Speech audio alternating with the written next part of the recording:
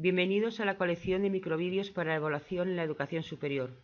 Estos microvídeos han sido producidos por el Grupo de Investigación Evalfor en el contexto del desarrollo del Proyecto de Excelencia Revalúa y el Proyecto de Investigación de VALS, financiados por la Junta de Andalucía y el Ministerio de Economía y Competitividad, respectivamente, así como por parte de la Comisión Europea. Este microvídeo, cuyos autores son la profesora María Soledad Ibarra Saiz y el profesor Gregorio Rodríguez Gómez, se centra en los retos y principios del enfoque evaluativo al que hemos denominado evaluación para el aprendizaje y el empoderamiento.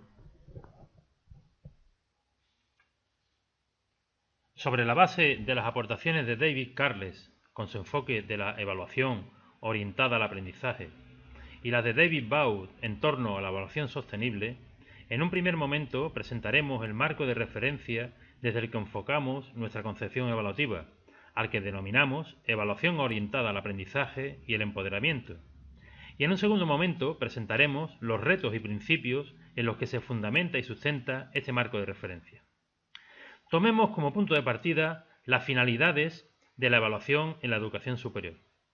Así, podremos estar de acuerdo en que las finalidades podrían ser, en primer lugar, valorar el rendimiento de los estudiantes. En este sentido, la evaluación debe considerarse como una actividad sistemática destinada a valorar los productos y actuaciones que realizan los estudiantes durante su proceso de aprendizaje, así como los resultados obtenidos de su desempeño con la finalidad de mejorar su desarrollo competencial.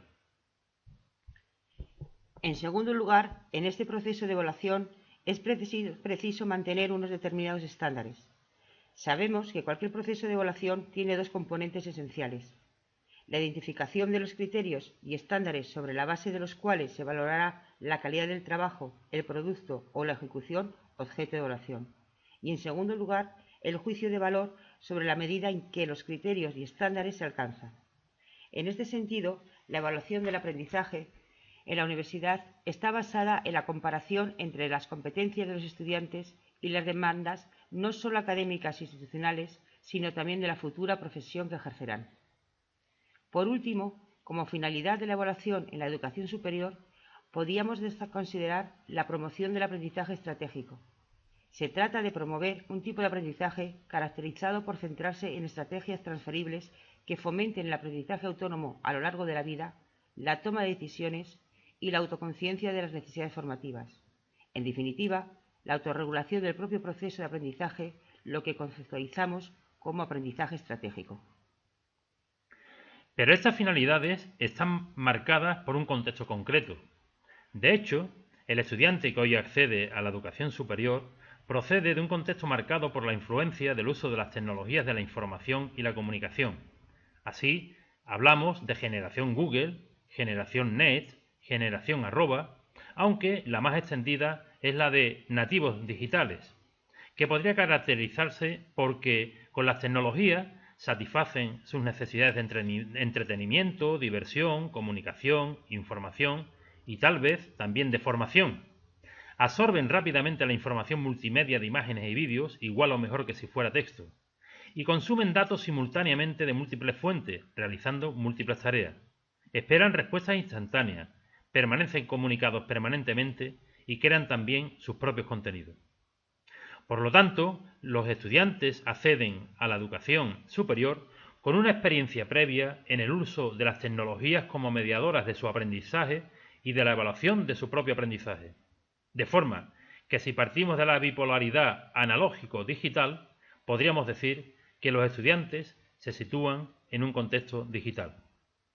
Por contra, el profesorado, en su mayoría, procede de un ámbito cuyas experiencias previas en el uso de las tecnologías de la información y la comunicación como mediadoras del aprendizaje y la evaluación se podría situar en el polo opuesto, en el analógico.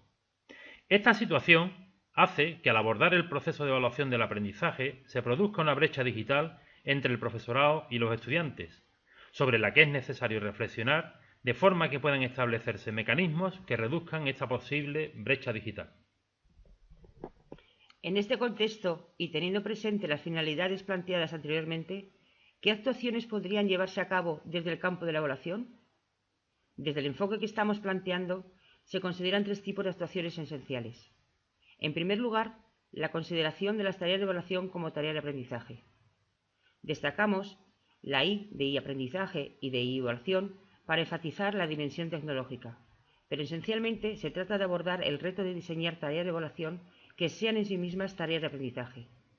De esta forma podríamos llegar a lo que Big y Tang denominan el alineamiento de la enseñanza y el aprendizaje. Estas tareas de evaluación, para ser consideradas tareas de aprendizaje, necesitarían ser tareas intelectualmente rigurosas, retadoras y realistas. En definitiva, las tareas de evaluación deben promover el tipo de aprendizaje necesario para el trabajo del siglo XXI, ayudando a conseguir las metas a las que los estudiantes aspiran. De esta forma, es necesario que mediante las tareas de evaluación propuestas los estudiantes desarrollen las mismas combinaciones de conocimientos, competencias y habilidades y actitudes que deberían desplegar posteriormente en el ámbito profesional. La intención final es desarrollar tareas de evaluación que promuevan la disposición y capacitación necesaria para favorecer el aprendizaje a lo largo de toda la vida. Se trata de que los estudiantes dejen de hablar o escribir sobre el conocimiento y empiecen a ponerlo en práctica para demostrar sus capacidades, piensen, decidan y actúen en el mundo real. La segunda actuación es la de implicar a los estudiantes en el proceso de evaluación, de tal forma que los estudiantes pasen a tener un papel activo en la evaluación y sean considerados como evaluadores. Las aportaciones de David Baugh nos ponen de manifiesto que la sociedad actual demanda algo diferente a simples graduados pasivos que se conforman con un régimen de evaluación predeterminado. Se pretende, en cambio, graduados que sean capaces de planificar y mantener un seguimiento de su propio proceso de aprendizaje de forma autónoma.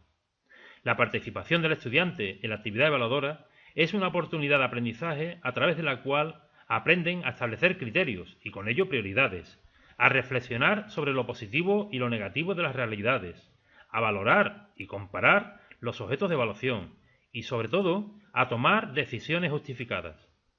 De esta forma, se puede permitir al estudiante autorregular su aprendizaje y fomentar su aprendizaje autónomo y, desde una perspectiva profesional, podrá adaptarse más fácilmente a los cambios y estará capacitado para asumir responsabilidades. En definitiva, se facilitará que el estudiante se empodere apropiándose, haciendo suyo el proceso de aprendizaje. Para favorecer esta participación del estudiante, se pueden poner en práctica modalidades evaluativas como la autoevaluación, la evaluación entre iguales o la coevaluación. Por último, como tercera actuación, podemos destacar la puesta en práctica de procesos de retroalimentación y proalimentación. Aunque aportar información sobre el proceso o producto de aprendizaje de los estudiantes es una realidad cada vez más frecuente en las universidades, sin embargo, es imprescindible reflexionar sobre el valor, la calidad y la función de la información que se ofrece. La importancia de aportar información de calidad de forma adecuada en tiempo y forma y que pueda ser utilizada para la mejora es una cuestión fundamental en la consolidación del aprendizaje y para la autorregulación del mismo. A diferencia de la retroalimentación, la intención de la proalimentación es ir más allá, proporcionando información útil no solo para la mejora del desempeño presente, sino para su generalización a futuras tareas académicas y laborales. Así pues, la mediación e información que ofrece el tutor a los compañeros debe tener implicaciones tanto para las tareas que el alumno está realizando y en el momento en que las está realizando, así como de cara a la realización de tareas futuras, ya sea en ámbitos académicos o profesionales. Por ello, es importante dotar de comparaciones, ejemplos y previsiones del futuro la información aportada para conseguir la transferibilidad de la mejora a otras actuaciones y contextos. El resultado será que el estudiante aprenda de forma estratégica, es decir, que sea capaz de aprender a lo largo de la vida. En coherencia con este marco de referencia, el profesorado que pretenda enfocar su práctica evaluativa desde el mismo se enfrenta a tres retos fundamentales: el de la participación de los estudiantes, la puesta en práctica de la proalimentación y el diseño de tareas de evaluación de calidad. En este sentido, en el contexto académico, nos enfrentamos al reto de la participación de los estudiantes en el proceso de evaluación de su aprendizaje de forma transparente y favoreciendo el diálogo.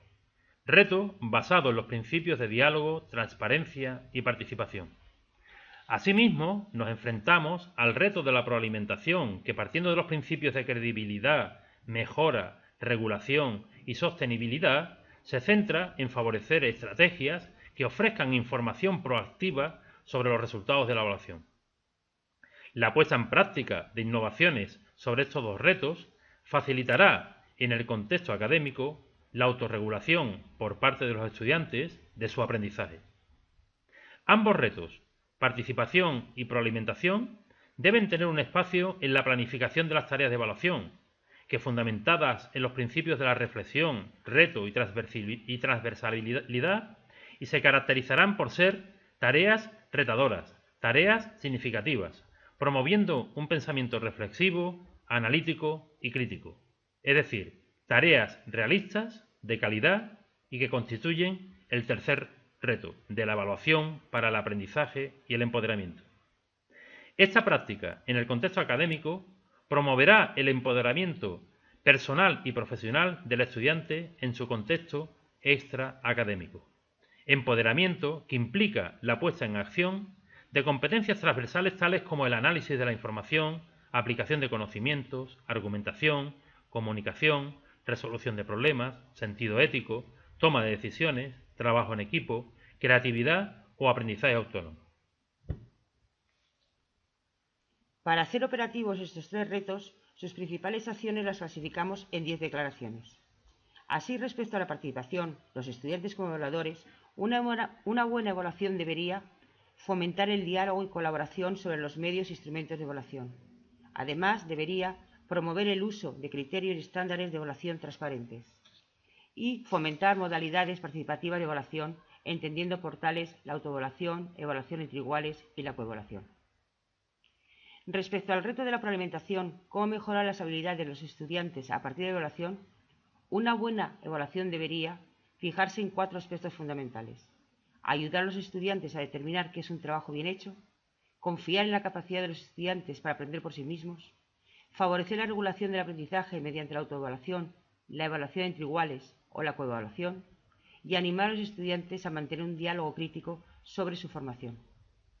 Finalmente, en afinidad con el reto de diseñar tareas de evaluación de calidad, entendiendo la evaluación como aprendizaje, una buena evaluación debería plantear tareas de evaluación retadoras, proponer tareas de evaluación intelectualmente rigurosas y diseñar tareas de evaluación realistas y transversales. Para profundizar en los diferentes aspectos descritos en este microvídeo, se pueden consultar una serie de obras, tanto en castellano como en inglés, de las que destacamos de la colección de Narcea dedicada a la universidad, Evaluar en la universidad, problemas y nuevos enfoques, o el trabajo y evaluación orientada y aprendizaje estratégico en educación superior, y textos como los de Assessment Literacy, reconceptualización de la retroalimentación en educación superior, y el texto de retroalimentación en educación superior y profesional. Confiamos en que esta breve presentación en torno a la evaluación para el aprendizaje y el empoderamiento haya sido de utilidad para repensar la evaluación de una forma global y sistemática, favoreciendo así la autorregulación y empoderamiento por parte de los estudiantes. Gracias por vuestra atención e interés.